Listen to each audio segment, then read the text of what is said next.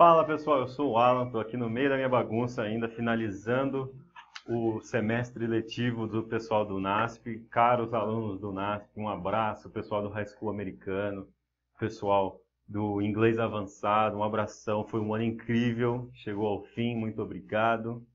Espero que vocês tenham muito sucesso e contem comigo para o que precisar, tá? Abraço, tá dado.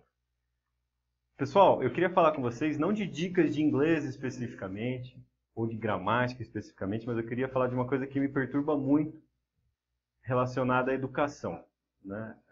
As redes sociais e a própria sociedade fazem com que a gente ame o resultado, a gente vê o resultado das coisas, a gente vê o resultado dos esforços das pessoas e a gente criou uma tendência a amar o resultado e odiar o processo, né? Aquela famosa odeio segundas-feiras, ou odeio estudar, mas eu quero uma vida melhor, né? E é um problema que não é uma crítica, é um problema que está generalizado, né? Então eu queria falar para vocês como, na minha opinião, e de acordo com a experiência dos meus alunos, centenas de alunos que eu já tive por aí, como aprender uma língua nova, seja inglês ou seja uma outra língua que seja, ou às vezes aprender qualquer coisa, pode ser incrivelmente benéfico e pode mudar a sua vida para sempre, seja a vida profissional, pessoal, o que quer que seja, se você tiver a mentalidade correta. Né? Vamos falar de 5 itens aqui agora. Então, o primeiro item é a curiosidade.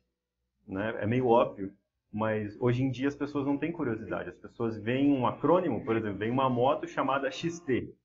Você já parou para pensar por que aquilo é XT?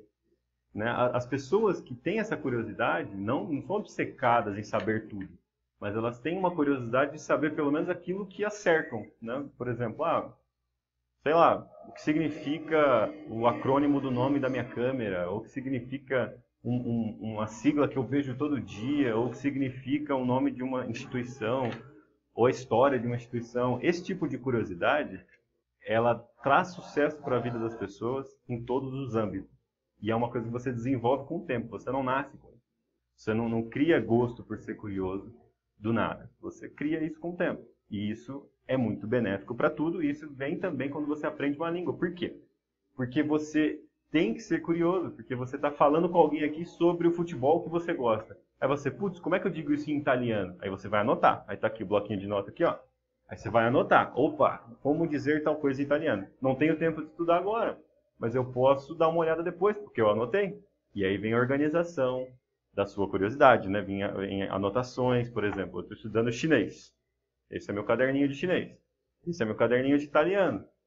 Vocês vão saber depois num vídeo mais sobre viagens que eu vou fazer logo logo. Eu estou correndo atrás de visto e fazendo essa loucura toda. Mas você tem que se organizar. O cérebro humano não foi feito para memorizar muitas coisinhas durante o dia todo. Então a gente anota, né? Por isso é bom ter um diário, por isso é bom ter um caderninho de curiosidade, por isso é bom ter essas coisas, porque a gente não tem tempo também. Ai, como é que se diz tal coisa em chinês? Você não vai parar seu trabalho no meio do dia para pesquisar, mas você aprende a se organizar. E aí a organização vem junto. Ó, virou curiosidade e organização, duas coisas juntas. E aí vem outra coisa interessante. Dificuldades sociais e educacionais que só os brasileiros têm. Quando você supera a barreira de odiar o processo e amar o resultado, que é o que a gente faz, a gente ama o Instagram dos outros, mas não quer amar o tanto que eles ralaram para ter aquilo. A gente ama pessoas que viajam muito, mas não vê eles lá no aeroporto trabalhando. Então, isso é uma coisa que não só do brasileiro, mas do mundo inteiro. Mas no Brasil é mais forte, porque a gente é mais apegado a essas coisas de aparência, de estar bem com todo mundo e tudo mais. Então, quando você começa a perceber quais são as dificuldades sociais e educacionais do brasileiro, tanto é que o nosso método nasceu por causa disso, né? Nasceu para ajudar as dificuldades do brasileiro que fala português, falado no Brasil, né? Com as dificuldades até de entender como o português funciona. Mas também tem as questões sociais. A gente não sabe dizer não para um passeio. O pessoal chama a gente para dar um rolê no final do final de semana. Você não sabe dizer não. Você não sabe adiar certos compromissos sociais porque você quer estar bem com todo mundo. É uma coisa do brasileiro. Eu tenho isso, todos nós temos isso. Então, se você está aqui super empolgado estudando chinês, como eu estou aqui, beleza, loucamente corrigindo prova da galera aqui, um amigo chama para você sair sábado à noite, dificilmente você vai dizer não. Você vai adiar, vai cortar, vai contornar, vai ficar domingo até mais tarde, mas não vai dizer não. Então, quando você começa a entender isso, você começa a criar uma consciência cultural. Né? Muitas pessoas precisam viajar e até morar fora para poder desenvolver essa consciência cultural. Você pode desenvolvê-la aqui, e isso vai te ajudar na sua profissão, Você vai pensar fora da caixinha e vai te ajudar na sua vida pessoal e na sua vida acadêmica também. Então, muito legal. Aí um outro interessante é a expansão do seu mundo, que tem um pouquinho a ver com a consciência cultural. Você vai ter que se relacionar com outra pessoa ao aprender algo novo, ou especialmente ao aprender uma língua nova. Porque você vai ter que conversar com alguém que fala aquela língua melhor que você, ou conversar com alguém que fala aquela língua no mesmo nível que você, ou até menos do que você, para você poder praticar. E isso vai expandir seu mundo, porque você vai perceber que as pessoas também têm dificuldades. Talvez o seu colega, às vezes até numa escola particular de inglês, ele tenha mais, ele é mais desinibido, ele tenha mais desinibição, mas ele não tem tanta facilidade de entender a lógica quanto você. E aí você começa a perceber isso, você fica mais contente, porque você descobre que não é só você que tem problema, que tem dificuldades, né? É uma arrogância muito grande a gente achar que nós somos especiais, que nós temos problemas especiais. E aí a gente acaba se tornando tímido, né? Tímido, introvertido, porque a gente acha que só a gente tem esses problemas. Eu passei por isso, ainda passo às vezes em alguns momentos, em níveis menores, mas quando você começa a aprender uma língua nova, por exemplo, eu estou aprendendo chinês, eu morro de vergonha de chamar a moça da China para ver se a minha entonação tá legal. Porque chinês, se você errar a entonação, você fala outra coisa completamente diferente. E ainda me dá vergonha, mas eu enfrento isso porque eu sei que eu preciso falar chinês, eu quero falar chinês. Veja como você começa a contornar a cultura, você se sente mal, mas fala, opa, isso aqui é minha cultura falando mais alto. Eu vou lá me expor, eu vou lá passar uma vergonhazinha, e você acaba descobrindo que todo mundo tem problema, tem dificuldade, e às vezes não tem ninguém olhando para sua dificuldade. E talvez é o que acontece com os meus alunos. Eles são os melhores da sala. Às vezes os que têm mais vergonha, mais, oh meu Deus do céu, tá todo mundo olhando, são os caras que estão mandando assim, melhor, estão arrebentando e tá todo mundo, o cara é bom, o cara é bom. Né? E aí com isso vem a humildade.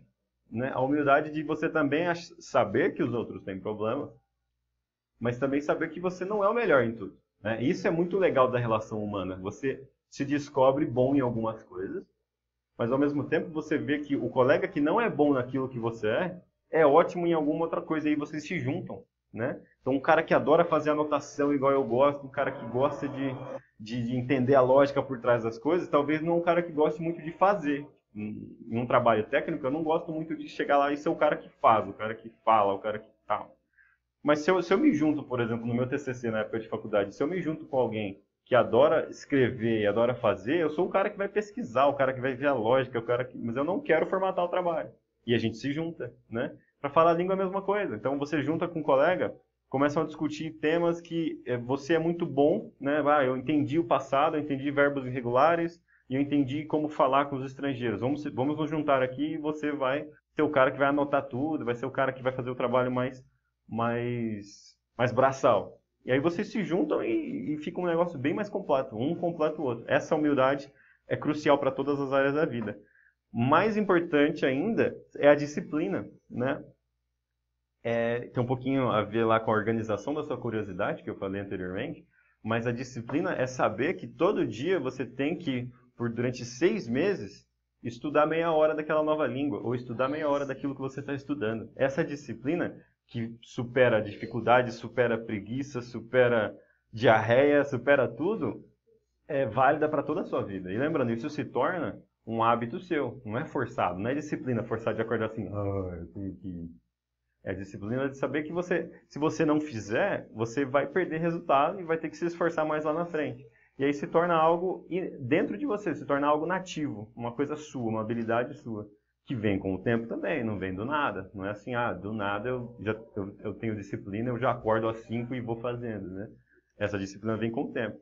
Aprender uma nova língua traz essa disciplina e geralmente a recompensa de falar bem essa língua faz com que você olhe para a experiência passada, você olha para trás e fala, cara, valeu a pena a disciplina, valeu a pena a organização, valeu a pena a humildade, talvez eu poderia ter sido melhor aqui ou lá, mas aí a recompensa de falar inglês, você olha para lá, conversa com alguém, ou entende uma série, aquela sensação de recompensa faz com que você olhe para trás e você dê valor a todas essas habilidades.